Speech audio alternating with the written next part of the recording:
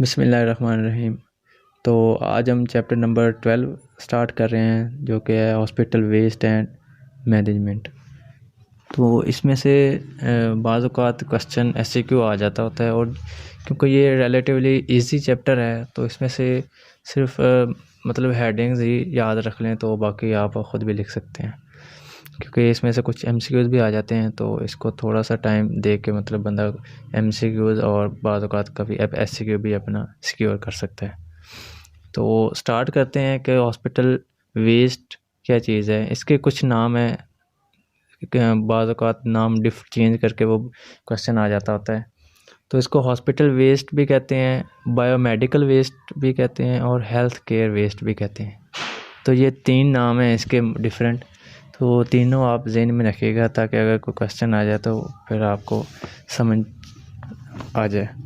Biomedical और health care waste is a waste arising from health care establishment. ये वो waste है जो हेल्थ केयर इस्टेब्लिशमेंट से प्रोड्यूस होता है। हेल्थ केयर इस्टेब्लिशमेंट क्या चीज़ है, इसमें कौन कौन आता है? इसमें डॉक्टर्स आते हैं, पेशेंट्स आ जाते हैं, अटेंडेंट्स होते हैं, और जो स्टाफ होता है। तो ये इनकी वजह से जो हॉस्पिटल में वेस्ट प्रोड्यूस होता है उसको कहते हैं बायोमेडिकल या हेल्थ केयर वेस्ट। पाकिस्तान के अंदर जो हॉस्पिटल्स में जो नॉन रिस्क वेस्ट है वो 0.5 टू 2 ग्राम पर केजी पर बेड पर डे प्रोड्यूस होता है, और जो रिस्क वेस्ट है ये 0.1 टू 0.5 ग्राम पर केजी पर बेड पर डे प्रोड्यूस होता है। याद रखने के लिए क्या है कि 0.5 से 2 ग्राम नॉन रिस्क वेस्ट है, क्योंकि इस 0.5 से स्टार्ट हो रहा है, तो इसकी जो लोअर लिमिट है वो रिस्क वेस्ट की अपर लिमिट है। 0.1 टू 0.5 ग्राम रिस्क वेस्ट है बायोमेडिकल जो है। तो ये एमसीक्यू के पॉइंट ऑफ व्यू से याद रखिएगा। आगे जो हमारे पास यूनिवर्सिटी क्वेश्चन है, मार्क कर लीजिए कि टाइप्स ऑफ वेस्ट वो पूछ लेते हैं। 2-3 दफ़ा ये क्वेश्चन आया हुआ है कि वो टाइप्स ऑफ वेस्ट जो हॉस्पिटल वेस्ट है कौन कौन सी हैं। मेनली 2 ग्रुप्स में हम डिवाइड करते हैं, एक रिस्क वेस्ट और एक नॉन रिस्क वेस्ट। तो रिस्क वेस्ट क्या है? Risk waste is that biomedical waste which if not properly disposed of can result in injury. कि वो वाला वेस्ट जिसको हम प्रॉपरली डिस्पोज ऑफ ना करें तो उसकी वजह से इंजरी हो सकती है। लाइक जिस तरह के शार्प्स हैं, तो या सिरिंजेस या नीडल्स हैं, हेपेटाइटिस बी, सी, HIV रिस्क उनका उसकी वजह से होता है, तो ये रिस्क में आते हैं। इनके आगे कैटेगरीज़ हैं रिस्क वेस्ट की, तो ये टोटल 8 हैं। तो ये आपने 8 याद रखनी है, क्योंकि क्वेश्चन इंपॉर्टेंट है तो वो याद आता था। पहला रिस्क वेस्ट में क्या चीज़ है? Infectious waste. आगे पैथोलॉजिकल वेस्ट। नंबर 3 पे शार्प्स। Number 4 pharmaceutical waste. 5 पे केमिकल वेस्ट। नंबर 6 पे हैवी मेटल्स। नंबर 7 पे जीनोटॉक्सिक, और नंबर 8 पे रेडियो एक्टिव वेस्ट। अब जो इन्फेक्शियस वेस्ट है, इसमें कोई भी इन्फेक्शन रिलेटेड चीज़, बैक्टीरिया, वायरस, पैरासाइट या फंजाई अगर किसी चीज़ पे भी अगर हॉस्पिटल वेस्ट में अगर इन्वॉल्व हैं, like cultures, waste from infected patients या टॉप्सीज, सर्जरीज लैब से, तो ये ये इन्फेक्शियस वेस्ट में आ जाते हैं। पैथोलॉजिकल वेस्ट में जो पैथोलॉजी के लैब से रिलेटेड हैं वो चीज़ें जिस तरह टिश्यूज़, ऑर्गन्स, बॉडी या ब्लड फ्लूइड्स, फीटसेस और अदर बॉडी पार्ट्स ये इन्वॉल्व हो जाते हैं। और शार्प्स में क्या क्या चीज़ें आती हैं? शार्प्स में कोई भी नीडल, सिरिंजेस, स्कैल्पल वगैरह जो कट या पंक्चर कर सकें उनको शार्प्स कहते हैं। फार्मास्यूटिकल में क्या क्या चीज़ें जो भी मेडिकल स्टोर रिलेटेड हैं, जिस तरह एक्सपायर्ड या अनयूज्ड फार्मास्यूटिकल प्रोडक्ट्स हैं, सरप्लस ड्रग्स हैं, या कोई vaccine, serums, spilled contaminated products हैं। और इसमें ग्लव्स, मास्क और ट्यूब्स या वायल्स वगैरह भी आ जाती हैं।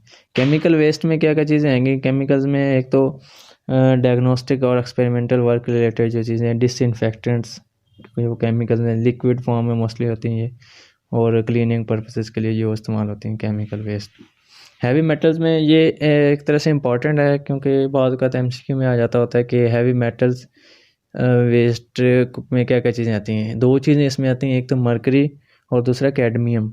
आगे पूछ लेते होते हैं कि मरकरी के सोर्सेज क्या हैं, क्योंकि मरकरी जो है मोस्टली जो ब्लड प्रेशर अपरेटस है, थर्मोमीटर है, इनमें इस्तेमाल होता है। तो उनके जो टूटने की वजह से हमारे पास ये वेस्ट प्रोड्यूस होता है मरकरी वाला। और जो कैडमियम है ये क्योंकि यूज़ होता है हमारे पास डिस्कार्टेड बैटरीज जो हमारे पास उधर होती हैं, जिस तरह ये यूपीएस टाइप या किसी भी मशीनरी को ऑपरेट करने के लिए जो यूपीएस वगैरह या बैटरीज हमारे पास होती हैं, तो उनकी वजह से कैडमियम प्रोड्यूस होता है।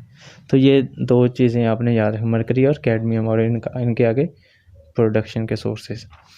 हैवी मेटल्स के बाद जीनोटॉक्सिक जो हमारे पास फॉर एग्जांपल जिस तरह के साइटोटॉक्सिक ड्रग्स दी जा रही हैं कैंसर थेरेपी में, किसी को भी अगर उसका पेशेंट का वॉमिटस या फेसिस से कांटेक्ट हो जाता है उसमें, क्योंकि वो उनकी क्वांटिटी भी शामिल होती है साइटोटॉक्सिक ड्रग्स की भी या केमिकल्स की भी, तो उसकी वजह से ये हमारे पास प्रोड्यूस जो होता है वेस्ट वो जीनोटॉक्सिक वेस्ट में आता है।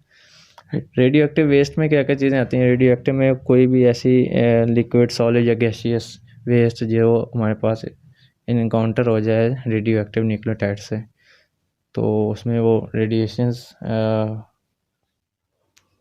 तो उस हमारे पास उस मटेरियल में रेडियो एक्टिव न्यूक्लियोटाइड्स की प्रॉपर्टीज़ आ जाती हैं। तो इसको जो वेस्ट प्रोड्यूस होता है रेडियो एक्टिव वेस्ट। आगे हमारे पास है नॉन रिस्क वेस्ट। वो वेस्ट जो जिसके हमारे पास कोई इंजरी के चांसेस ना हो या माइल्ड हो हमारे पास, तो उसको कहते हैं नॉन रिस्क वेस्ट। इसमें क्या क्या चीज़ें नॉर्मल जो हमारे पास चीज़ें होती हैं, paper and cardboard, packaging, food waste या एरोसोल्स, तो ये इसमें नॉन रिस्क है। दोबारा एक दफ़ा रिवाइज करते हैं, रिस्क वेस्ट और नॉन रिस्क वेस्ट, ये हमारे पास टाइप्स ऑफ वेस्ट हैं। रिस्क वेस्ट में हमारे पास इन्फेक्शियस वेस्ट आता है, pathological, sharps, pharmaceutical, chemical waste, heavy metals, genotoxic and radioactive waste. Non risk में हमारे पास paper, cardboard, packaging, food waste and aerosols आते हैं। आगे हमारे पास जो यूनिवर्सिटी क्वेश्चन है वो अगला टॉपिक है, वो है risk from health care waste, कि हमारे पास कौन सा रिस्क क्या क्या हो सकता है जो हेल्थ केयर वेस्ट से। तो ये मार्क कर लीजिए, ये यूनिवर्सिटी क्वेश्चन है। तो मोस्टली जो हमारे पास पीछे हमने रिस्क वेस्ट की टाइप्स आ गए, जो जो उसके कंपोनेंट्स थे, तो उसमें से जो जो डैमेज हो सकता है या जिस टाइप की वो हमारे पास चीज़ है, जिस तरह रेडियो एक्टिव है, जीनोटॉक्सिक है और हैवी मेटल, तो उससे जो जो प्रॉब्लम हो सकते हैं तो वो सारा इसमें आएगा। इसको याद रखने का वही पीछे वाली आप एक तो रिस्क वेस्ट के जो कंपोनेंट्स आगे टाइप्स हैं वो याद रख लें आप, वो अलग अलग भी लिख सकते हैं, या जिस तरह इधर 5 इसने लिखे हैं टोटल, जिसमें पहले hazards from infectious waste and sharps. इसमें से क्या हो सकता है कि थ्रू पंक्चर क्या हो सकता है कि क्योंकि इन्फेक्शियस है तो उसमें हेपेटाइटिस और HIV के ट्रांसमिशन के चांसेस होते हैं शार्प्स के थ्रू ना।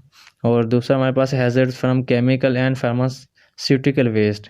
इसमें से क्या क्या चीज़ें टॉक्सिन या जीनोटॉक्सिक, कोरोसिव इफेक्ट, एक्सप्लोसिव या शॉक लाइक सेंसिटिविटी इफेक्ट इसमें आ जाते हैं। तो hazards from genotoxic waste, genotoxins क्या आ जाएंगे, जीनोटॉक्सिक एक तो हमारे पास म्यूटेशंस काज कर सकते हैं और साथ में कोई भी हेल्थ रिलेटेड प्रॉब्लम काज कर सकते हैं। Hazards from radioactive waste जिस तरह हेडेक, डिजीनेस, वॉमिटिंग, इससे हमारे पास हो सकती है। और क्योंकि इसका जीनोटॉक्सिक इफेक्ट भी, म्यूटेशन भी काज कर सकते हैं रेडियो एक्टिव वेस्ट, तो इसलिए हमारे पास ये डेंजरस हैं। पब्लिक सेंसिटिविटी क्या है, इसका नंबर 5 पे जो हमारे पास रिस्क आता है। हमारे पास विजुअल इम्पैक्ट इसका मोस्टली हमारे पास देखने को मिलता है, और जो नॉर्मल जो पब्लिक होती है तो उसमें ये मोस्टली होने के चांसेस होते हैं हेल्थ केयर वेस्ट के ना, विजुअल इम्पैक्ट पे इफेक्ट करता है। तो 5 हमारे पास थे risk from health care waste. Number 1 पे hazards from infectious waste and sharps. Number 2 पे hazards from chemical and pharmaceutical waste. Number 3 पे hazards from genotoxic waste. Number 4 पे hazards from radioactive waste और नंबर 5 पे public sensitivity. ये एक public sensitivity है, इसके अलावा बाकी जो भी हैं ये वही है हमारे पास जो इन्फेक्शियस जो हमारे पास रिस्क वेस्ट हैं उसकी आगे जो कंपोनेंट्स हैं। तो ये वो सारे लिख दें साथ में, पब्लिक सेंसिटिविटी लिख दें तो आपका क्वेश्चन कंप्लीट हो जाता है। आगे हमारे पास टॉपिक है वेस्ट मैनेजमेंट टीम। इसमें कौन कौन से कंपोनेंट्स होते हैं टीम में। हमारे पास जो मेडिकल सुपरवाइज़र होता है या हेड ऑफ इस्टेब्लिशमेंट, उसने वेस्ट मैनेजमेंट टीम बनानी होती है और फिर वेस्ट मैनेजमेंट प्लान को इम्प्लीमेंट करना होता है। इसमें कौन कौन से पर्सन आते हैं, एक तो एमएस या हेड ऑफ इस्टेब्लिशमेंट होता है, हेड ऑफ डिपार्टमेंट्स आते हैं, infectious control officer, chief pharmacist, radiology officer होते हैं, हॉस्पिटल सुपरवाइज़र और हॉस्पिटल इंजीनियर। तो ये पर्सनस हैं, बस एक दफ़ा रीड कर लीजिएगा कि कौन कौन से होते हैं आइडिया के लिए, क्योंकि एमएस है chief pharmacist, HODs, radiology officer, हाँ हॉस्पिटल सुपरवाइज़र और हॉस्पिटल इंजीनियर, हॉस्पिटल रिलेटेड हैं सारे। एक इसमें लाइन लिखी हुई among waste management team a waste management officer WMO is chosen by MS and WMO is the responsible for development of waste management plan and its implementation। कहना क्या चाह रहा है कि MS जो होता है वो वेस्ट मैनेजमेंट ऑफिसर उसको सिलेक्ट करता है, फिर वो वेस्ट मैनेजमेंट ऑफिसर जो होता है वो रिस्पॉन्सिबल होता है वेस्ट मैनेजमेंट प्लान और उसके इम्प्लीमेंटेशन के लिए। आगे हमारे पास है टॉपिक वेस्ट मैनेजमेंट प्लान, कि किस तरह हमने एक वेस्ट हमारे पास हॉस्पिटल प्रोड्यूस हो रहा है उसको हमने मैनेज कैसे करना है।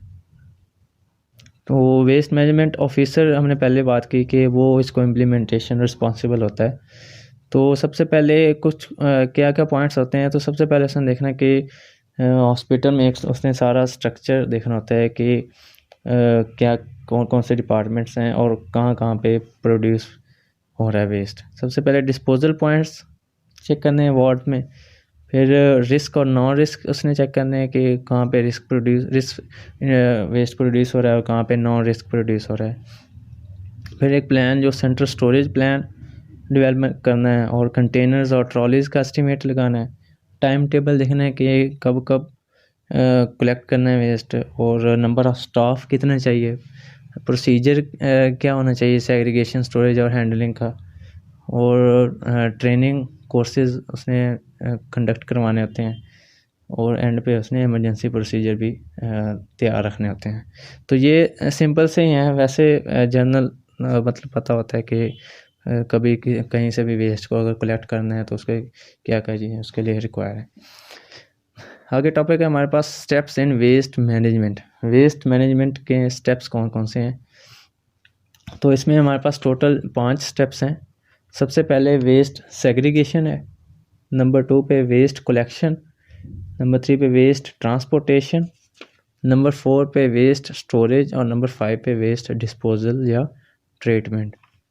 तो नंबर 1 पे जो वेस्ट सेग्रीगेशन है ये क्या चीज़ है, it is separation of risk waste from non risk waste. Segregation मतलब सेपरेट, ये सेपरेशन, ये सेग्रीगेशन जहाँ पे प्रोड्यूस हो रहता है वेस्ट उसी जगह पे की जाती है। फॉर एग्जांपल जिस तरह का लैब में प्रोड्यूस हो रहा है या बेड साइड प्रोड्यूस हो रहा है, ऑपरेशन थिएटर या डिलीवरी रूम में, तो जहाँ पे ये प्रोड्यूस हो रहा होता है वहाँ पे सेग्रीगेशन की जाती है। तो ये MCQ के हवाले से याद रखिए कि किस जगह पे सेग्रीगेशन होती है, कि at the place of production of waste. अब हमने क्या करना होता है कि वेस्ट को रिस्क वेस्ट को नॉन रिस्क वेस्ट से हमने सेपरेट करना। तो नॉन रिस्क को किन बास्केट्स में हम डालते हैं और रिस्क वेस्ट को, ये कलर कोडिंग होती है, ये MCQ के हवाले से याद रखिएगा। जो नॉन रिस्क है ये मेजर पोर्शन बनाता है वेस्ट का, और इसको हम ब्लू कंटेनर में रखते हैं या ब्लू प्लास्टिक बैग में। इसका जो कलर कोड है वो ब्लू होता है, नॉन रिस्क वेस्ट। और जो रिस्क वेस्ट है उसमें हम दो तरह से आ जाते हैं। रिस्क वेस्ट के लिए हमारे पास जो बास्केट या अवेलेबल होती है वो उसका कलर येलो होता है, और जब ये 3/4 फुल हो जाए तो उसको सील करके रिमूव कर दिया जाता है और उसकी जगह एक नई लेके रख दी जाती है। जो हमारे पास शाफ्ट्स हैं उसके लिए हम हमारे पास जो कलर कोड है वो रेड होता है। इसका आप एक दफ़ा ना कंफर्म कर लीजिएगा अपने अपने बुक्स में से कि इसका जो कलर कोडिंग है वो, क्योंकि ना डिफरेंट बुक्स में इसके डिफरेंट लिखी होती हैं। तो जो मेरे पास सोर्स है उसमें तो नॉन इन्फेक्शियस के लिए या नॉन रिस्क के लिए हमारे पास ब्लू कंटेनर है, रिस्क के लिए येलो और शार्प्स के लिए रेड है। तो इस तरह से हम सेग्रीगेशन करते हैं वेस्ट की। जो नंबर 2 पे हमारे पास है वेस्ट कलेक्शन, कि हमने कलेक्ट करना है वेस्ट। तो एक तो हमारे पास कोई भी, क्योंकि ये इसमें रिस्क वेस्ट भी है, शार्प्स भी हैं, नॉन रिस्क भी है, तो कुछ हमें केयर करनी पड़ती है इस मामले में। तो क्या क्या चीज़ें होती हैं, all the staff coming into contact with the risk waste must be immunised. सबसे पहले जो रिस्क वेस्ट में आ रहे हैं कांटेक्ट में उसकी इम्यूनाइजेशन कर दें। और फिर प्रोटेक्शन करें। प्रोटेक्शन में क्या क्या चीज़ें, उनको जो हमारे पास जो पर्सनस हैं उनको फेस मास्क प्रोवाइड करें, इंडस्ट्रियल एप्रन दें, leg protectors, industrial boots provide करें, डिस्पोजेबल और हैवी ग्लव्स दें और आई प्रोटेक्टर। मतलब उनके पूरे बॉडी की एक तो प्रोटेक्शन हमने करनी है और उनकी इम्यूनाइजेशन भी करनी है। आगे हमारे पास है वेस्ट ट्रांसपोर्टेशन। अब हमारे पास वेस्ट आ गया तो उसको हमने ट्रांसपोर्ट कहाँ कहाँ करना है। एक ऑन साइट ट्रांसपोर्टेशन है और एक ऑफ साइट ट्रांसपोर्टेशन है। जो ऑन साइट होती है वो मतलब हॉस्पिटल के अंदर एक जगह से दूसरी जगह अंदर ही, मतलब एक हॉस्पिटल की रेंज में ही ये ट्रांसपोर्टेशन है ऑन साइट। जो ऑफ साइट ट्रांसपोर्टेशन है ये म्यूनिसिपल अथॉरिटी की रिस्पॉन्सिबिलिटी होती है और ये हॉस्पिटल से फिर वो वेस्ट को लेके आगे ट्रांसपोर्ट करते हैं। नंबर 4 पे हमारे पास है वेस्ट स्टोरेज, कि वेस्ट को मतलब टेम्परेली स्टोर किया जाता है। तो उसके लिए क्या क्या उसकी रिक्वायरमेंट्स होनी चाहिए, कि एक तो ये कि हमारे पास रिस्क और नॉन रिस्क के लिए हमारे पास सेपरेट स्टोरेज एरिया होना चाहिए दोनों के लिए। आगे क्या है कि वो हॉस्पिटल ग्राउंड के अंदर और इंसिनरेशन से करीब करीब होना चाहिए ताकि फिर बाद में मसला न बने उसको ट्रांसपोर्टेशन के लिए। और वो एरिया काफ़ी बड़ा होना चाहिए और वहाँ पे वाटर सप्लाई करीब होनी चाहिए। वहाँ पे कोई फूड स्टोरेज या फूड प्रिपरेशन एरिया से दूर होना चाहिए वो एरिया, और इजीली एक्सेसिबल होना चाहिए। तो और एक चीज़ याद रखिए, no waste should be stored for longer than 24 hours. 24 घंटे से ज़्यादा किसी भी वेस्ट को स्टोर नहीं रखना चाहिए। नंबर 5 पे हमारे पास है वेस्ट डिस्पोजल या वेस्ट ट्रीटमेंट। ये क्वेश्चन आया हुआ है 2 से 3 दफ़ा आया हुआ है, इसका मार्क कर लें। वो disposal technologies for health care services या वेस्ट डिस्पोजल या ट्रीटमेंट, कोई भी वर्ड दे देता है तो आप ये याद रखिएगा। इसके जो मेथड्स हैं टोटल 7 हैं, जिसमें से सबसे पहले हमारे पास है इंसिनरेशन, नंबर 2 पे केमिकल डिसइंफेक्शन, नंबर 3 पे wet thermal treatment, dry thermal treatment, microwave irradiation, land disposal, inertization. तो सबसे पहले इंसिनरेशन क्या चीज़ है, इनमें से सबसे अगर कोई डेफिनेशन आ जाती होती है, अभी आई तो नहीं हुई लेकिन मतलब फ्यूचर में आ सकती है, तो आप ये याद रखना और इम्पॉर्टेंट है इंसिनरेशन, क्योंकि इसकी एक ना टेक्निकल सी डेफिनेशन है तो इसलिए ये आने के चांसेस होते हैं। इंसिनरेशन क्या है? Incineration is a high temperature dry oxidation process, high temperature dry oxidation process that reduces organic and combustible waste to inorganic incombustible matter and result in very significant reduction of waste volume and weight। कि ये क्या है कि incineration एक high temperature dry oxidation process है जिसमें हमारे पास organic और कम्बस्टिबल मैटर जो है वेस्ट, उसको हम इनऑर्गेनिक और नॉन कम्बस्टिबल मैटर में कन्वर्ट करते हैं, जिसकी वजह से हमारे पास जो उसके जो वेट और वॉल्यूम है वेस्ट का वो काफ़ी हद तक कम हो जाता है। अब इसकी जो करेक्टरिस्टिक्स हैं कि कौन सा वेस्ट सूटेबल इंसिनरेशन के लिए, तो उसमें ये याद रखिएगा कि लो heating volume above 2000 kilocalorie per kg for single chamber and above 3500 kilocalorie per kg for pyrolytic double chamber incinerator के जो हमारे पास लो हीटिंग वॉल्यूम है 2000 किलो कैलोरी से पर केजी से ज़्यादा, वो सिंगल चैम्बर के लिए, और 3500 किलो कैलोरी पर केजी से ज़्यादा वो हमारे पास डबल चैम्बर इंसिनरेटर के लिए यूज़ होता है। कंटेंट्स जो combustible matter of contents of combustible matter above 60%, contents of non combustible solids below 5% and moisture content below 30%। तो ये हमारे पास ना इसके अगर ये उसकी प्रॉपर्टीज़ होंगी वेस्ट में, तो वो उसको हम इंसिनरेशन में लेके आ जाएंगे। एक तो वो किलो कैलोरी वाला 2000 और 3500 वाला सिंगल और डबल चैम्बर वाला, और कम्बस्टिबल मैटर अगर 60% से ज़्यादा हो, नॉन कम्बस्टिबल 5% से ज़्यादा हो, और moisture less than 30%। Types of incinerator कौन कौन से हैं? डबल चैम्बर पायरोलिटिक इंसिनरेटर और सिंगल चैम्बर फर्नेसेस और इंसिनरेटर है। डबल चैम्बर क्योंकि उसकी कैपेसिटी ज़्यादा है और उसकी एफिशिएंसी भी बहुत अच्छी होती है सिंगल चैम्बर की निस्बत। लेकिन जो डबल चैम्बर है, ज़ाहिर बात है, एक तो हाई इन्वेस्टमेंट चाहिए और ऑपरेटिंग कॉस्ट इसकी बहुत होती है। दूसरा उसका ये होता है कि साइटोटॉक्सिक्स की डिस्ट्रक्शन है वो इनकम्प्लीट होती है डबल में, लेकिन सिंगल में वो एक तो डिस्ट्रक्शन साइटोटॉक्सिक की अच्छी होती है, और वो उसका फ़ायदा क्या है कि वो लो मतलब कम इन्वेस्टमेंट में भी आ जाता होता है। सिंगल चैम्बर का जो एक ही जो मेन है वो डिसएडवांटेज है कि वो स्लैग एंड सूट प्रोड्यूसिंग है, वो बार बार हमें ना रिमूव करनी पड़ती है सूट या स्लैग, मतलब वो।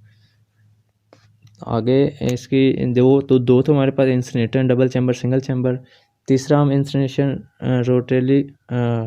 रोटरी इंच के थ्रू कर सकते हैं, क्योंकि ये पहले दो की निस्बत ज़्यादा थोड़ा सा एडवांस है। तो इसमें एक तो डिसएडवांटेज में इसकी हाई इन्वेस्टमेंट और ऑपरेटिंग कॉस्ट है। एडवांटेज में क्या है कि adequate of for all infectious waste, most chemical waste and pharmaceutical, क्योंकि जितना एडवांस है, जितना उस पर पैसा लग रहा है, तो उसके फंक्शंस भी उतने ही अच्छे हैं। अब हमारे पास इंसिनरेशन कंप्लीट हुआ, आगे हम इसके केमिकल डिसइंफेक्शन, जो भी हमारे पास केमिकल्स के थ्रू डिसइंफेक्शन की जाती है वो इसमें आती हैं, लाइक लिक्विड वेस्ट, उनके ब्लड, यूरिन, स्टूल या हॉस्पिटल सेवेज इसमें आते हैं। तो इसको केमिकल्स के थ्रू ही, और दूसरा ये होता है कि केमिकल्स मतलब डेंजरस हो सकते हैं, और इसके लिए हमारे पास हाई क्वालिफाइड टेक्नीशियन चाहिए। आगे हमारे पास है वेट थर्मल ट्रीटमेंट। इसका वेट थर्मल में infectious waste is expose to high pressure steam, और इसके आगे हमारे पास है ड्राई थर्मल ट्रीटमेंट। इसमें हमारे पास स्क्रू फीड टेक्नोलॉजी होती है, ये ड्राई थर्मल ट्रीटमेंट की। Screw feed technology is the basis of dry thermal disinfection process. तो ये याद रख लें MCQ पॉइंट ऑफ व्यू से, in which waste is shredded and heated in rotary auger. तो ये एक तरह का अपरेटस है जिसमें क्रशिंग और श्रेडिंग की जाती है और हीट किया जाता है ड्राई थर्मल ट्रीटमेंट के थ्रू, और इसका जो बेसिस है वो स्क्रू फीड टेक्नोलॉजी है। इसमें वेस्ट हमारे पास 80% तक कम हो जाता है, और लेकिन ये है कि ये पैथोलॉजिकल, साइटोटॉक्सिक और रेडियो एक्टिव वेस्ट के लिए सूटेबल नहीं है। माइक्रोवेव रेडिएशन, इसमें हमारे पास एक बड़े साइज़ का माइक्रोवेव होता है, जिसमें जो फ्रीक्वेंसी उसकी होती है माइक्रोवेव्स के वो 2450 मेगाहर्ट्ज़ होती है, और जो वेवलेंथ 12.24 सेंटीमीटर। और इसके एडवांटेजेस और डिसएडवांटेजेस, हाई इन्वेस्टमेंट चाहिए, और जो एडवांटेज में क्या आ जाता है कि इन्वायरमेंटली साउंड है और कोई पोल्यूशन वगैरह के चांसेस कम होते हैं। अगर हमारे पास है land disposal, if a municipality और medical authority lacks the means to treat the waste then landfill is considered. इसमें क्या होता है कि लैंडफिल में क्या होता है, लैंड डिस्पोजल में एक तो जो भी इन्फेक्शियस वेस्ट है वो हम जाके इसमें हम सिंपली जो हमारे पास वेस्ट प्रोड्यूस हो रहा होता है मेडिकल वेस्ट, उसको हम वहाँ से उठा के किसी मतलब ओपन एरिया में जाके छोड़ देते हैं, तो आगे फिर उसका डिग्रेडेशन होना स्टार्ट हो जाती है, फिर उसका रिडक्शन इन वॉल्यूम हो जाता है बाद में टाइम के with the passage of time. तो दो तरह से होता है, एक तो ओपन डंप्स और दूसरा सैनिटरी लैंडफिल्स। सैनिटरी लैंडफिल्स कब होते हैं? Only sanitary landfills should be use for health care waste. Advantage क्या है इसका? लो कॉस्ट है और रिलेटिवली सेफ़ है, लेकिन ये है कि वो साइट जो है जहाँ पे हमने लैंड डिस्पोजल की है वो मतलब रीच से दूर होना चाहिए ताकि हैज़र्ड्स के चांसेस कम हो। आखिरी हमारे पास है इनर्टाइजेशन, ये इम्पॉर्टेंट है, और हमारे पास इंसिनरेशन, दोनों वाई से हैं, इंसिनरेशन और इनर्टाइजेशन, ये भी इम्पॉर्टेंट है। इसमें इसका प्रोसेस इम्पॉर्टेंट है, क्या कैसे कर सकते हैं ये क्या है? This process involves mixing of waste with cement and other substances before disposal in order to minimize the risk of toxic substances contained in the waste migrating into surface water और ग्राउंड वाटर। कि हमारे पास जो भी infectious waste होता है या जो toxic substances उनको मिनिमाइज़ करने के लिए सबसे पहले हम जो फार्मास्यूटिकल मोस्टली ये ना फार्मास्यूटिकल वेस्ट के लिए होता है कि 65%, अब ये कम्बिनेशन याद रखिएगा, 65% फार्मास्यूटिकल वेस्ट, 15% लाइम, 15% सीमेंट और 5% वाटर। तो ये चार चीज़ों का हम कॉम्बिनेशन तैयार करते हैं और फिर उनको क्यूब्स या पैलेट्स की फॉर्म में होमोजेनियस मैस बनाते हैं, फिर हम एक जगह पे रख देते हैं और फिर उनको सूटेबल स्टोरेज साइट तक भेज दिया जाता है। इसकी वजह से क्योंकि हमारे पास ये फार्मास्यूटिकल वेस्ट से जो भी जो इन्फेक्शियस या टॉक्सिक सब्सटेंस हैं वो प्रोड्यूस नहीं होते और फिर आहिस्ता आहिस्ता उनकी डिग्रेडेशन होना स्टार्ट हो जाती है। लेकिन इसका ये इनएक्सपेंसिव है, एडवांटेज इसका ये, और मसला इसका ये है कि ये इन्फेक्शियस वेस्ट के लिए एप्लीकेबल नहीं है। आगे दोबारा मैं बता देता हूँ इसके वेस्ट डिस्पोजेबल टेक्निक्स या टेक्नोलॉजीज़ कौन कौन सी हैं। सबसे पहले इंसिनरेशन है, chemical disinfection, wet thermal treatment, dry thermal treatment, microwave irradiation, land disposal and inertization. एक क्वेश्चन लिखा नहीं हुआ है सच, लेकिन आप इसको नोट कर सकते हैं। क्वेश्चन था कि most important danger of open burning of plastic waste produce from hospital, कि जो हॉस्पिटल से प्लास्टिक प्रोड्यूस हो रहा है उसमें से मोस्ट इम्पॉर्टेंट डेंजर कौन सा होता है? तो जो पास्ट पेपर में लिखा होता है उसने लिखा होता कि जो ओपन बर्निंग है प्लास्टिक की उसकी वजह से हमारे पास डाइऑक्सिन्स प्रोड्यूस होते हैं। डाइऑक्सिन्स क्या हैं? टॉक्सिक केमिकल्स हैं, वो इमिट होते हैं जो इन्वायरमेंट के लिए डेंजरस होते हैं। इसके अलावा और क्या क्या चीज़ें प्रोड्यूस होती हैं? Pollution, furan and green house effect, ये प्रोड्यूस होता है। तो ये इसके कुछ पॉइंट्स हैं। एक तो डाइऑक्सिन प्रोड्यूस होते हैं और उसके साथ साथ pollution, furan, green house effect भी आता है, और like organochloride based substances like PVC. एक और क्वेश्चन था कि पाकिस्तान में जो टाइप्स यूज़ हो रही हैं हमारे पास वेस्ट डिस्पोजल की, तो मोस्ट कॉमन कौन सी हैं? तो एक तो इंसिनरेशन है और दूसरा लैंड डिस्पोजल है। तो ये दो टेक्निक्स हमारे पास मोस्टली यूज़ होती हैं पाकिस्तान में। तो इसके साथ ही ये चैप्टर एंड होता है। उम्मीद है आपको समझ आ गई होगी। तो इसके साथ मुझे इजाज़त दीजिए। अल्लाह हाफ़िज़।